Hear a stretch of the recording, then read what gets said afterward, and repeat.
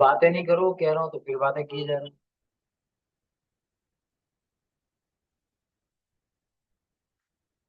चल लास्ट में हमने क्या सीखा था? स्ट्रोक लगाना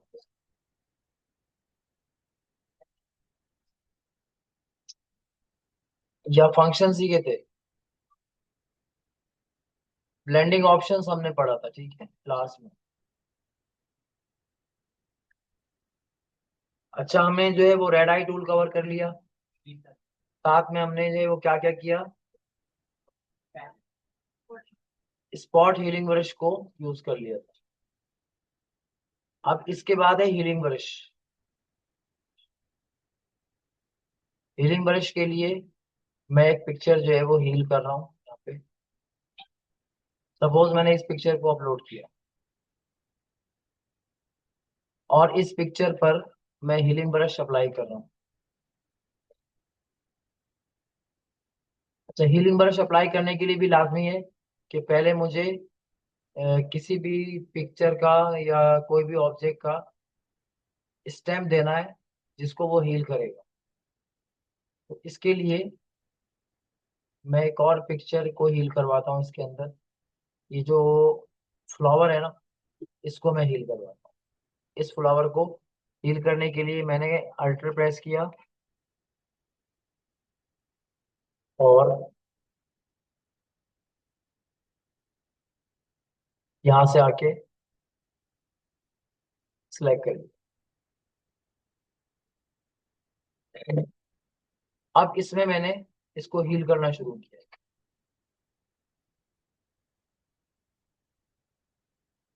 ये पिक्चर यहाँ पर आएगी जरूर, लेकिन ये हील हो जाएगी।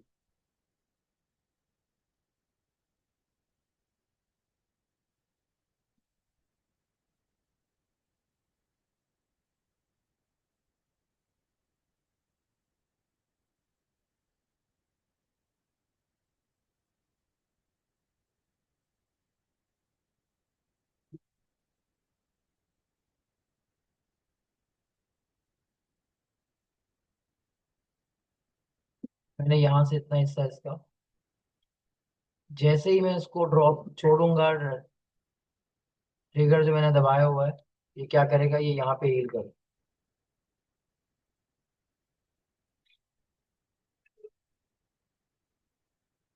ठीक है, पता चल गया।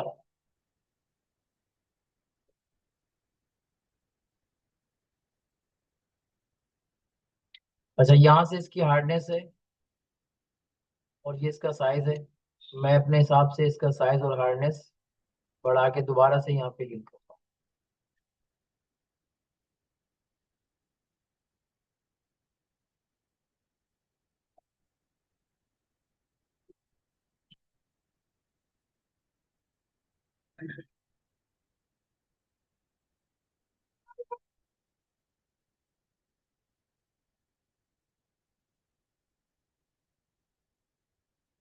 क्योंकि इसी इमेज के ऊपर ही आके हील होगा, जितना हार्डनेस मैं कम करूंगा।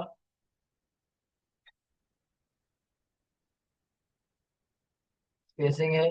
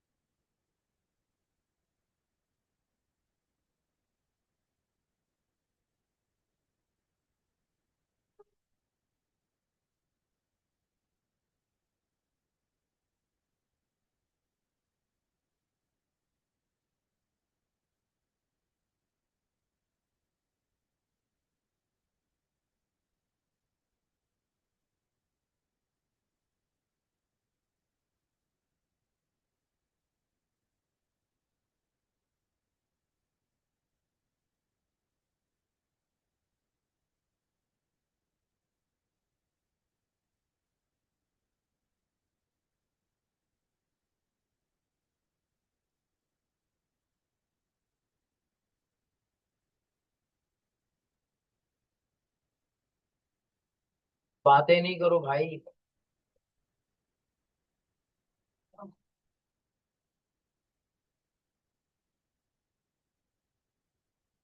ठीक है बेटा, इस तरीके से यहाँ पे पिक्चर हील हो जाएगी।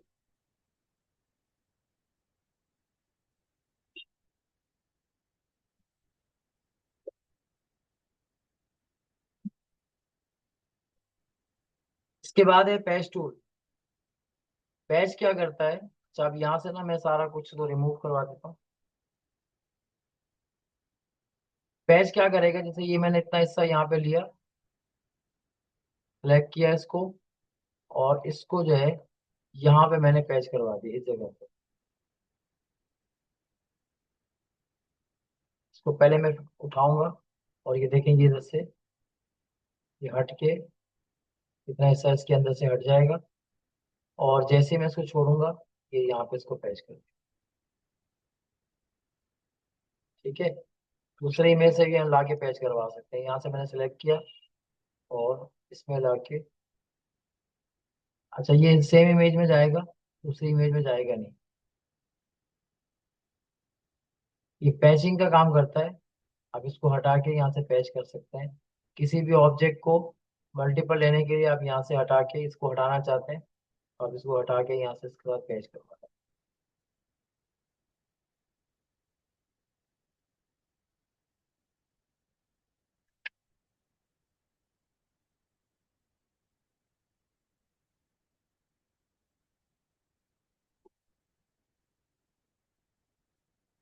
ठीक है, बात समझ आई।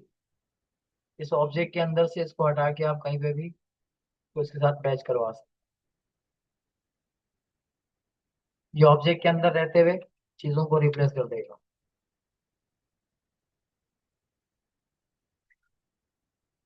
इसके बाद है content awareness to aware tool, aware move. ये क्या करेगा, एक पार्ट को मैंने सेलेक्ट किया और सेलेक्ट करके इसको उठा के किसी और जगह रखा। तो अब ये क्या करेगा, इस जगह पे आके ना इसको रिप्लेस करके ये वाला हिस्सा वहां ले जाएगा, और वो हिस्सा यहाँ ले जाएगा। देखिए ऐसे मैं ड्रैग किया तो इसने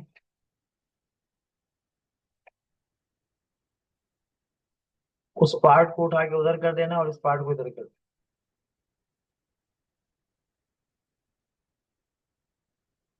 ठीक है, कंटेंट को उठा के किसी और जगह ले जाके यहाँ रखना है, इस जगह पे इसको चेंज कर दें। यहाँ पे आके एंटर करेंगे और ये चेंज हो जाएगा।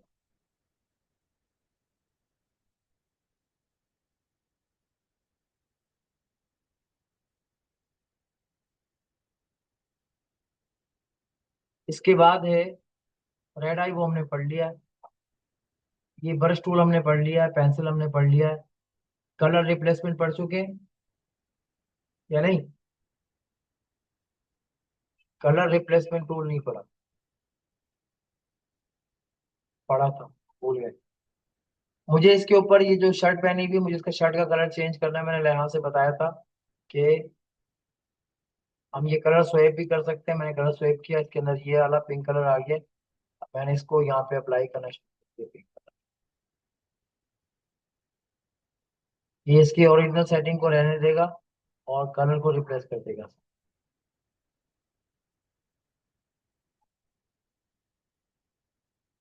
मैंने उस बच्चे के ऊपर करके दिखाया था आपको। अब नहीं बोलने की वजह ये है कि आपने खोल के नहीं देखा ना, इसलिए आप नहीं बोलेंगे। ये देखिए हर चीज का कलर ही चेंज कर रहा है, सबको एक जैसा कर देगा जैसा आप चाहते हैं।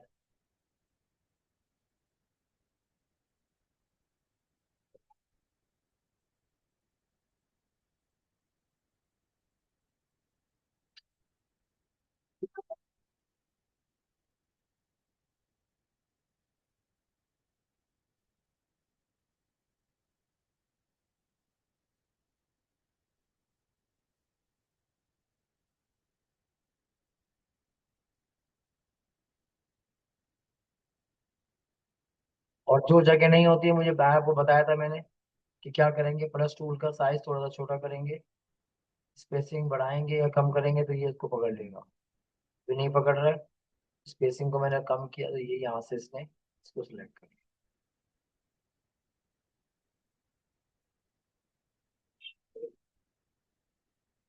अब ये ओरिजिनल इमेज का इफेक्ट खत्म नहीं कर रहा है, जो कुछ है वैसे ही वहां पे मौजूद है, लेकिन जो कलर मैंने इसको दिया था ये उसने उस कलर में इसको सेट कर दिया।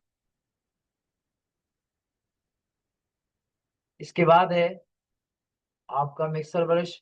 ये कलर को मिक्स करता है, मैंने आपको बताया था। जो कलर आपके पास है उसको ये मिक्स कर देगा यहाँ से। जो शेप आपने रखा हुआ उसी शेप में इसको मिक्स कर देगा।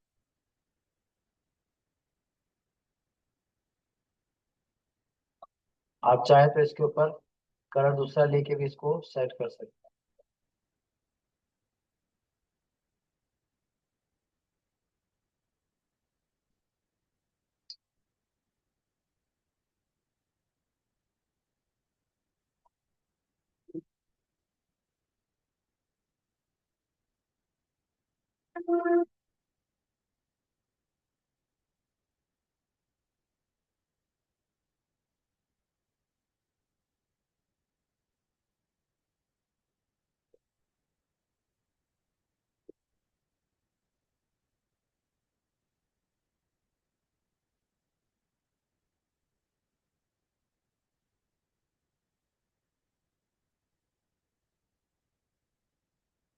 उसके बाद ये क्लोन स्टैम्प है।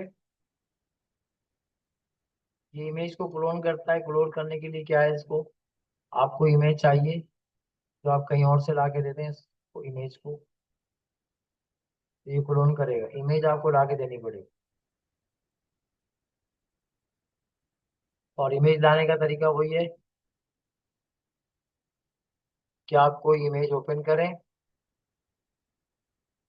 और उस इमेज पे जाके अल्टर दबा के उसका कोई हिस्सा सेलेक्ट कर लें। उसके बाद यहाँ आके आपको दिख रहा है आपको कौन सा हिस्सा चाहिए, कहाँ से स्टार्ट होगा। मैंने यहाँ से इसको रख के स्टार्ट किया और ये क्लोन करना शुरू कर दिया। इमेज को क्लोन कर रहा है ये, वो वाली इमेज यहाँ पे लेकर आ रहा है।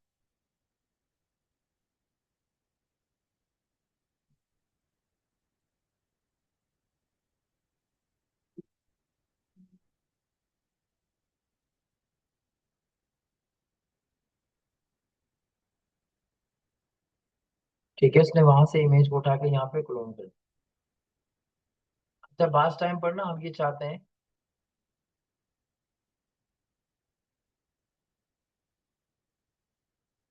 ये जरूरी नहीं कि पूरा पार्ट आप उठाएं। मैंने पूरा पार्ट उठाया है, आप कोई एक स्पेसिफिक हिस्सा भी उठा के इसको जहाँ से आपको डिजाइन बनाना है आप वो हिस्सा क्लोन कर सकते हैं। जैसे मुझे सिर्फ इसका हाथ रिक्वायर्ड था, मैं इसके हाथ पे क्लिक करूंगा और जहाँ पे भी मुझे आना है सिर्फ इसका हाथ जब बन जाए पूरा तो मैं उस हिस्से को छोड़ सकता हूँ। चाहिए मैंने इस लेयर के ऊपर लिया है, हम चाहें तो इसको एक अलग लेयर के ऊपर भी ले सकते हैं। जब अलग लेयर पे लेंगे तो क्या होगा कि ये हिस्सा हमारे पास आ तो जाएगा, लेकिन हम इसको रिमूव भी कर सकते हैं। अब ये मैंने क्लोन कर लिया उस इमेज से इसके अंदर लाके। अब मैं रेजर टूल की मदद से, जो रेजर है उस रेजर से इसके हिस्सों को कम कर सकता हूँ जितना मुझे चाहिए। या ऑब्जेक्ट सिलेक्शन से जाके ऑब्जेक्ट सिलेक्शन में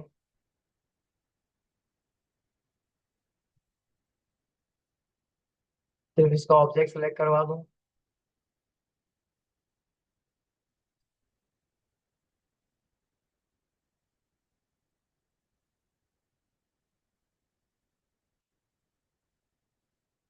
जब ये ऑब्जेक्ट बनाएगा तो इस तरीके से ये प्रोसेसिंग का दिखाएगा कि ये प्रोसेस हो रहा है।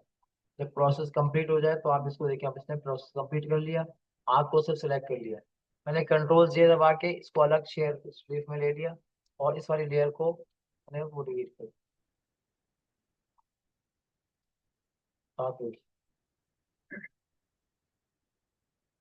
अब इस लेयर पे मैं ये जो है ना रेजर अप्लाई करके इसको के कुछ हिस्से जो एक्स्ट्रा है वो रिमूव कर सकता हूँ। अच्छा, ब्रश जो है वो मैं नॉर्मल वाला ले लूंगा ताकि मुझे मुझे साइज थोड़ा सा छोटा कर लूंगा।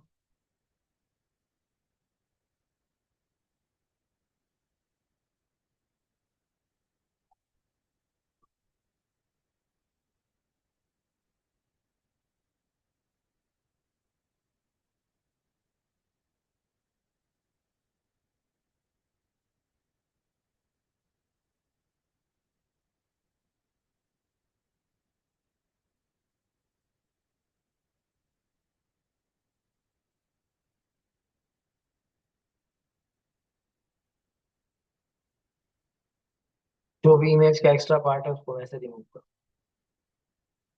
ये तरीका नहीं है रिमूव करने का, लेकिन मैं सिर्फ बता रहा हूँ अभी, क्योंकि जितना हमने सीखा है उसी हिसाब से हम काम करें।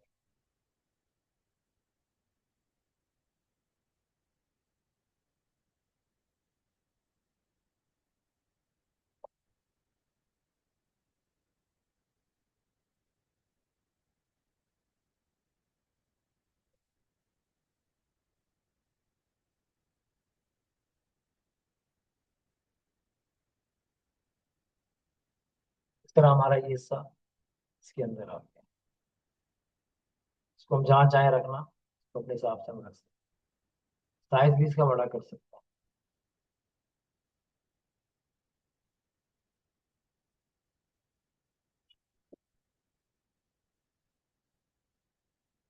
ठीक है, ये बात समझ आ गई। उसके बाद है पैटर्न स्टैम्प। तो पैटर्न स्टैम्प के लिए हमें यहाँ से एक पैटर्न चाहिए होगा, कि कौन सा पैटर्न है। कोई भी एक पैटर्न सेलेक्ट कर लें, और उसके बाद इस लेयर पे आप पैटर्न लगा दें। अच्छा, इनके लिए आप एक और भी काम कर सकते हैं, कि आप ये रेक्टेंगुलर सेलेक्ट करके पैटर्न अगर मुझे लगाना है, देखिए मैंने यहाँ पे इसको सिलेक्ट किया, और अब इसके अंदर मैं पैटर्न लगाऊंगा। इससे बाहर नहीं जाएगा। सिलेक्शन टूल की मदद से इसको सिलेक्ट करके मैंने पैटर्न अप्लाई करना शुरू किया है, और एक सिलेक्शन दे दिए कि इससे बाहर नहीं जाना है। ये उसके अंदर ही सिलेक्ट कर रहा है, सारा पैटर्न अप्लाई कर रहा है। अच्छा, ये हाथ क्यों नहीं हट रहा है? इसलिए कि ये हाथ ये है उसी लेयर पर है, इस लेयर के ऊपर। ये वाला काम इस लेयर पे होता है।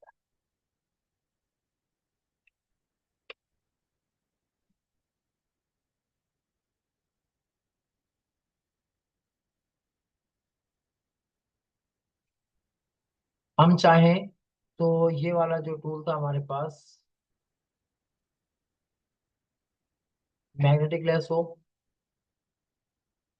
तो इससे भी जो है ना, हम काम निकाल सकते हैं। क्लिक किया मैंने, लेकिन इसके साइड साइड से ही क्लिक कर रहा है, और मैंने इसको ऐसे इस तरीके से इसको दिया।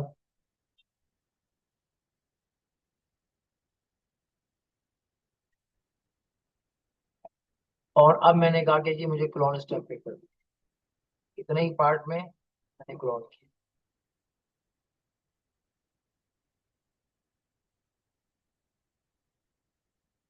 जो हिस्सा मैंने सेलेक्ट किया था इसने ऑब्जेक्ट को सिर्फ वहीं पे लाके स्टैम्प क्लोन करवाई।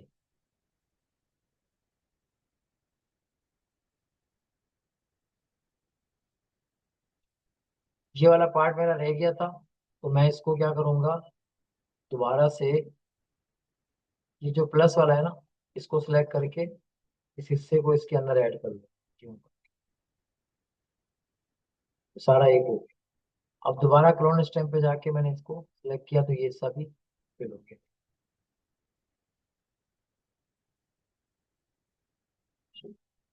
इसी के साथ मुझे ये वाला हिस्सा भी चाहिए था, तो मैंने यहाँ से इसमें जाके मैजिक पेन लिया है और ये अप्लाई किया है। शिफ्ट दबा के किया तो ये प्लस करेगा इसको, देखिए तो ऐसा प्लस कर दिया, ये भी प्लस कर दिया। जब ये बारीक बारीक कर रहा है, तो मैं इसका टॉलरेंस बढ़ा के इसको 30 कर दे रहा हूँ। ये 30 हो गया। अब ये प्लस करेगा यहाँ से इस वाले से, ज्यादा हिस्सा प्लस करेगा।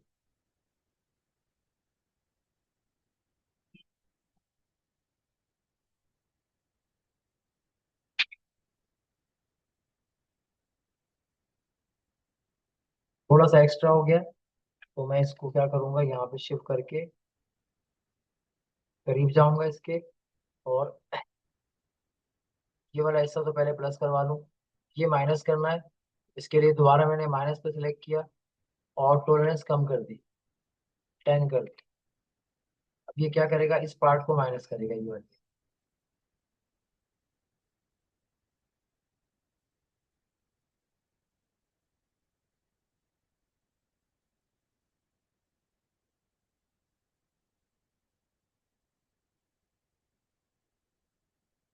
क्योंकि टॉलरेंस कम है, इसलिए छोटे छोटे पार्ट्स को ले रहा है।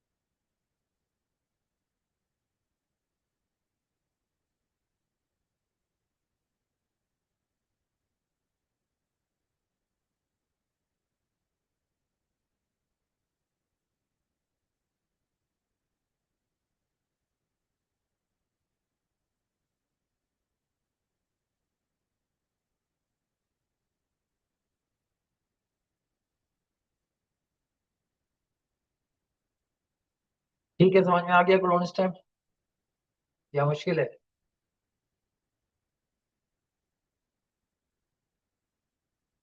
अच्छा, ये हिस्ट्री वर्ष है। लास्ट में अगर जो आपने काम किया आप चाहते हैं कि वापस हिस्ट्री आ जाए, तो आप सिलेक्ट करेंगे, देखिए हिस्ट्री ये वापस लेके आ जाएगा, जो थी जैसे थी ये वैसी लेके आ जाएगा। कुछ काम करने के बाद आपको लगता है कि जी मुझसे यहाँ पर गलती हो गई है, मुझे ये चीज़ नहीं करनी चाहिए थी, तो आप इसकी पूरी हिस्ट्री को रिप्लेस करवा सकते हैं। ये मेन फाइल सेव होने से पहले जो लास्ट में काम किया था, वो इसको पता होगा, ये वापस आ जाएगा। उसके बाद ये वाला जो है ये आर्ट हिस्ट्री है, तो आर्ट हमने किया कोई नहीं है, इसलिए इसकी आर्ट की हिस्ट्री है ही नहीं इसके हाथ। खामखा आपकी तस्वीर को खराब ही करेगा। लेकिन अगर आपने आर्ट किया हुआ है तो आप इसको वापस ला सकते हैं।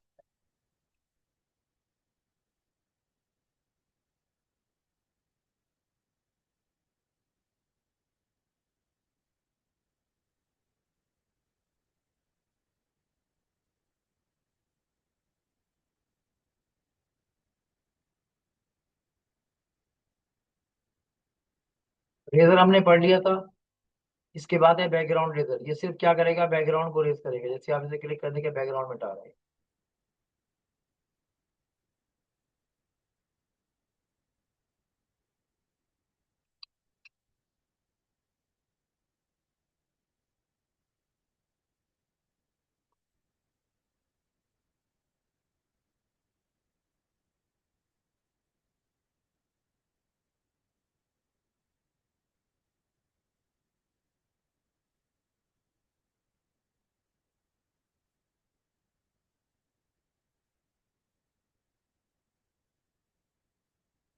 तो इसको ये समझना जरा सा मुश्किल होता है कि कौन सा बैकग्राउंड है और कौन सा नहीं है, क्योंकि सिंगल है ना इमेज। देखिए यहाँ से इसने मिटाया है, लेकिन इसको भी साथ पकड़ लिया। ये इमेज की क्वालिटी के ऊपर डिपेंड करता है। या यहाँ से आप टॉलरेंस कम कर लीजिए मजीद, तो ये क्या करेगा, उसी हिसाब से बैकग्राउंड को रिमूव करेगा। ठीक है, बैकग्राउंड रिमूवर है ये। इसके बाद है हमारे पास ये मैजिक रेजर है। ये सिर्फ क्या करेगा, जिसको सिलेक्ट करेंगे वही रेज होगा। ये मैजिक है ये।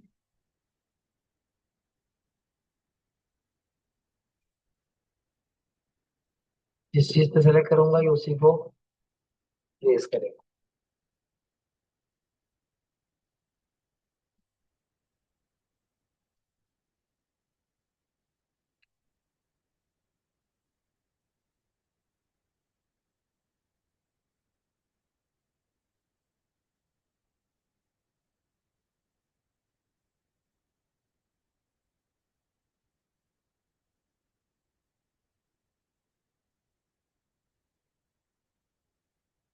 ठीक है, यहाँ तक समझ में आ गया सबके?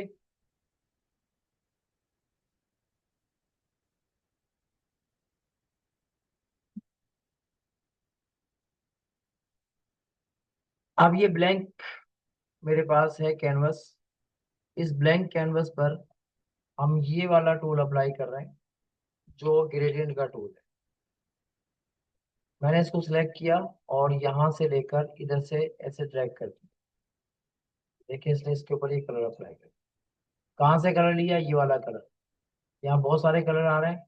इसको मैंने कहा था ये कलर, तो ये कलर अप्लाई किया है, मैंने कहा ये वाला कलर अप्लाई कर दे, अब ये कलर अप्लाई कर।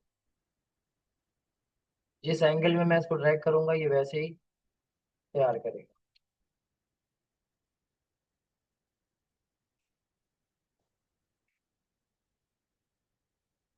ठीक है, इससे पहले वाला जो था, ये वाला, ये क्या करेगा, जब मैं इसको करूंगा ना सिलेक्ट, तो ये पहले वाली लेयर को अपनी जगह रखेगा, आधा कलर करेगा। इसने इसको खराब पूरा नहीं किया। पूरा करूंगा तब भी जो है क्या करेगा, ये आधा करेगा। क्यों आधा करेगा? इसका आधा हिस्सा जो है देखिए ये ट्रांसपेरेंट है। ठीक है। इसके बाद ऐसे ही यहाँ पे सब आ रहे हैं, सबके अंदर ऐसी अलग अलग डिफरेंट कलर है। अब मैं ये सॉलिड कलर अप्लाई करके इस पूरे कैनवस को चेंज कर रहा हूँ, और दोबारा से इसमें आके देखें अप्लाई कर रहा हूँ। आपको अंदाजा हो जाएगा कि कैनवस कैसा चल रहा है। ये देखिए, इसने उसको डिस्टर्ब नहीं किया, बल्कि एक नया इमेज क्रिएट कर दी।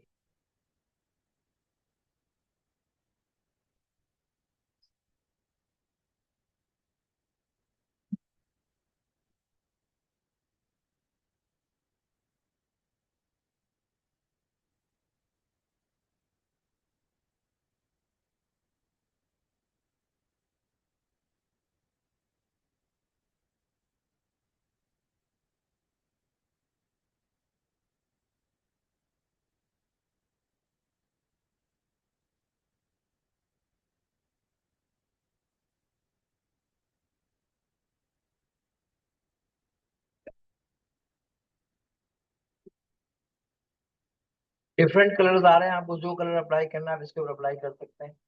ठीक है।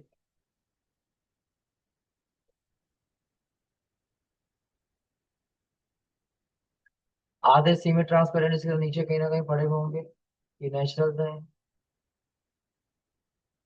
जिस टाइप का आपको चाहिए आप वो यहाँ पे अप्लाई कर सकते हैं। और अगर आप ये चाहें कि इसको एडिट कर लें, ये वाला कलर आपको अच्छा नहीं लग रहा है, तो आप क्या करें, यहाँ पे आके इसी कलर के ऊपर क्लिक कर, इस जगह पे कलर क्लिक किया है मैंने, इस जगह पे, यहाँ पे जब हम क्लिक करेंगे तो ये ऐसा हो जाएगा। अब इसके अंदर आके आप इसको कम ज्यादा कर सकते हैं, और यहाँ पे क्लिक करेंगे तो एक और बन जाएगा। इस पर डबल क्लिक किया, एक नया कलर इस पे अप्लाई हो। अब आप इस तरह अपनी मर्जी से कलर को सेट कर सकते हैं। कहीं पर भी क्लिक करेंगे नया कलर आ जाएगा, वहां पे आप एक नया कलर डाल दें। ये हो गया। जैसे ही ओके करेंगे, देखिए आपके हाथ में अब जो ग्रेडियंट का इफेक्ट है वो ये होगा।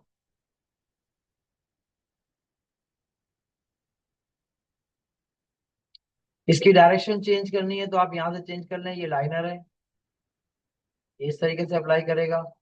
आप ये अप्लाई करेंगे तो ये वाला इस तरीके से अप्लाई करेगा। देखेंगे ये लाइनर है, ये सिलेंडर का, ये आपका सर्किल है।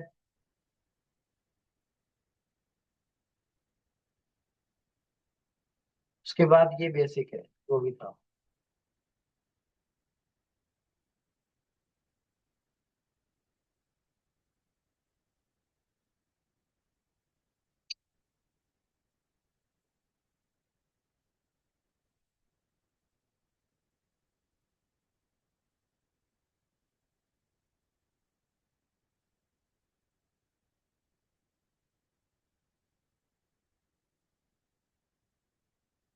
ठीक है, समझ में आ गया ये।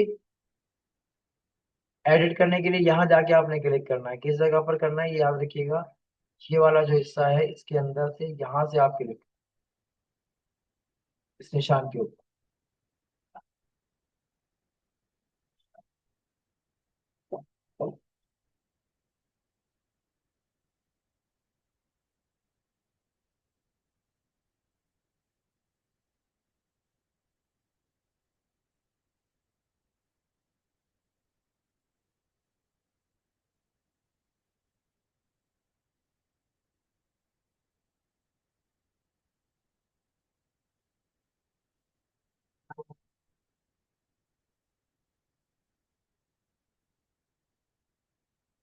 इसके बाद ये स्मग ब्रश है।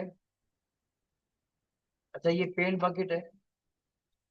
ये क्या करता है, इसको पेंट करता है। जिस पार्ट में आप डालेंगे पेंट आपने पड़ा हुआ है, विंडो का ऑप्शन है ये सेम वही काम करेगा।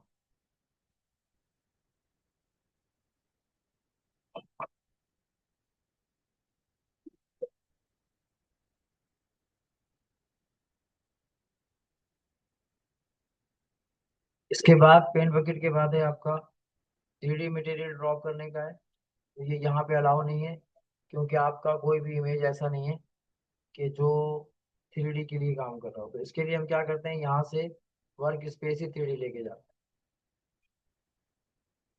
अब ये काम करेगा, कभी भी नहीं कर रहा है। कह रहा है कि जी आप इसके लिए पहले कोई 3D इफेक्ट लेकर के आए। हम वर्क स्पेस अपना चेंज करके वापस एसेंशियल कर लेते हैं। ये स्मग है। ये क्या करता है, स्मग करता है इस हिस्से को इस तरीके से फैलाएगा ये।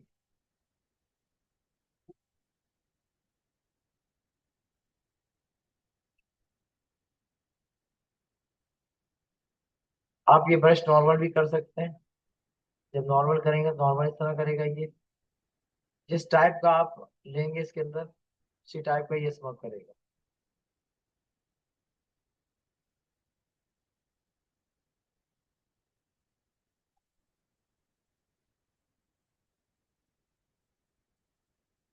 ठीक है, इसके बाद है हमारे पास शार्पन है।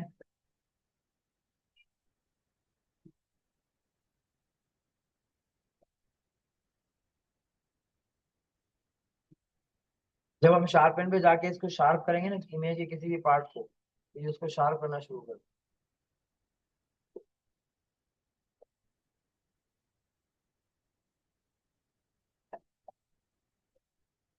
ठीक है, इमेज को शार्प कर। जितना हम इसके ऊपर हार्डनेस डालेंगे उतना शार्प करेगा। तो ये वाला इफेक्ट जो है, ये हम थोड़ा सा यूज करते हैं। इसकी हार्डनेस कम रखते हैं, साइज भले जितना मर्जी रख लें, लेकिन हार्डनेस कम करके हम इसको सिर्फ हल्का हल्का सा शार्प करें, ताकि हमारी इमेजेस वगैरह थोड़ी सी शार्प हो जाए। जब इसकी जरूरत हो तो हम यूज करते हैं, वरना हम क्या करते हैं, शार्पन के बाद है ये स्मग हमने पढ़ लिया था, अब ये ब्लर है। इमेज का कोई हिस्सा ब्लर करना हो तो वहां पे जाके इसको ब्लर करेंगे तो ब्लर कर देगा। ठीक है, इसको इसने ब्लर करना शुरू की, हार्डनेस बढ़ा दें तो इसका ब्लर का इफेक्ट जल्दी दिख जाएगा।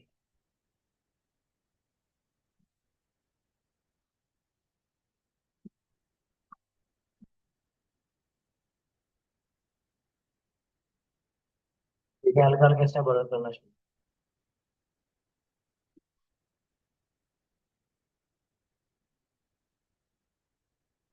ये फेस फेस का ब्लर हो गया, ब्लर हो गया।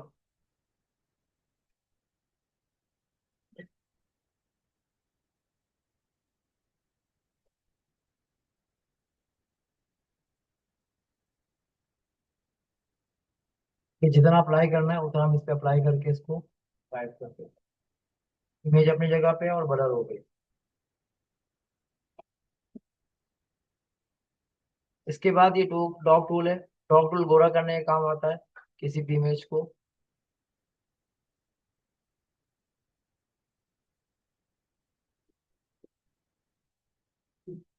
यहाँ पे ड्रॉप करेंगे, नहीं गोरा कर देंगे, लाइट डाल देगा।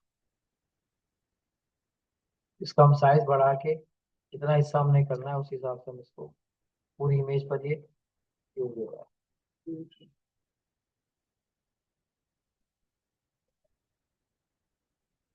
ये बर्न टूल है।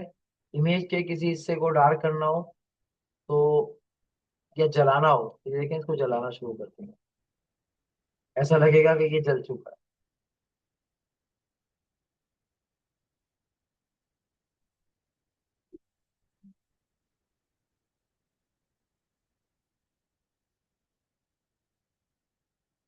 जितना यूज करेंगे उतना ये जला हुआ इफेक्ट डालेगा।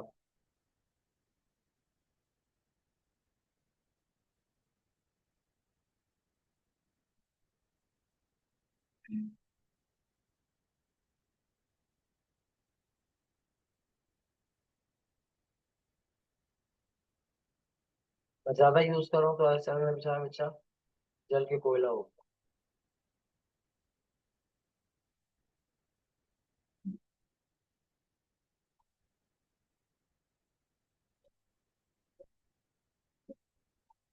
इसके बाद ये स्ट्रॉन्ग टूल है।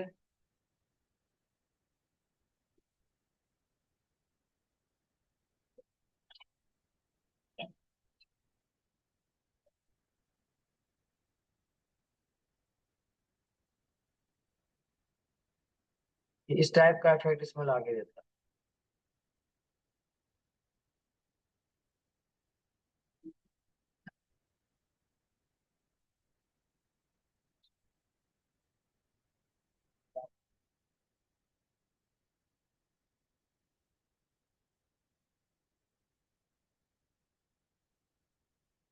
ठीक है, इतना काफी है।